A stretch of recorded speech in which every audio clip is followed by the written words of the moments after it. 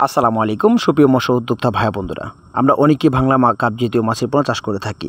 যদি ভালো মানের মাছের পোনা হয় সেই ক্ষেত্রে দেখা যাচ্ছে মাছের রেজাল্ট ভালো পাওয়া যায়। তো আজকে ভিডিওতে আলোচনা করব বাংলা কাপ জাতীয় মাছের পোনা, যেমন তার ভিতরে রুই, মৃগেল, সিলভার, কালীবাস, গুনিয়া, কাতল, ব্রিকেট অর্থাৎ কার্পো মাছ বা বাংলা কাপ জাতীয় ভিতরে ভ্যারাইটির সকল ধরনের মাছের পোনা। তো আমরা যে বিষয় নিয়ে আলোচনা করব বাংলা কাপ জাতীয় মাছের পোনা, যা পর্যাপ্ত পরিমাণ পুকুরে চাষ করা যায়। কিন্তু এই মাছের পণ্যগুলো যদি ভুট কোয়ালিটি ভালো থাকে সেই ক্ষেত্রে মাছের দ্রুত ফলন পাওয়া যায়। যেমন সাধারণতভাবে আমরা দেখি যে এক একটা কাতল মাছের ওজন প্রায় 20 কেজি, 22 কেজি, 25 কেজি। তো আমাদের কাতল বলেন, রুই, সিলভার, ব্রিকেট, কালীবাস, গুনিয়া ইত্যাদি বাংলার সকল ধরনের ভ্যারাইটিস মাছের পোনা যে ভুট কোয়ালিটি সম্পন্ন বাছাই করে যা মাছের পোনাগুলো উৎপাদন করা হয়।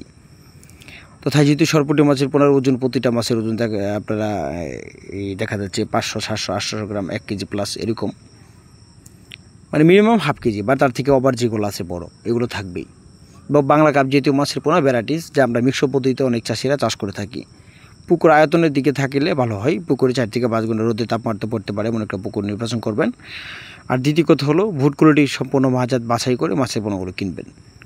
দেখা যাচ্ছে ওই মাছের রেজাল্ট আপনারা 5 থেকে 6 মাসে, এমন চাষিরা আছে যা 5 থেকে 6 মাস মাছ কালচার করে, সেক্ষেত্রে 1.5-2 কেজি প্লাস 2.5 কেজি 3 কেজি মানে বিক্রি করে থাকে। তো তাদের জন্য 8-10 কেজি, 20-25 কেজি, 50-60 কেজি, 100-150 কেজি এরকম মাছে কোনো পুকুরে মজুত করে সেক্ষেত্রে 7-800 মাসে কালচার মানে বিক্রি করে।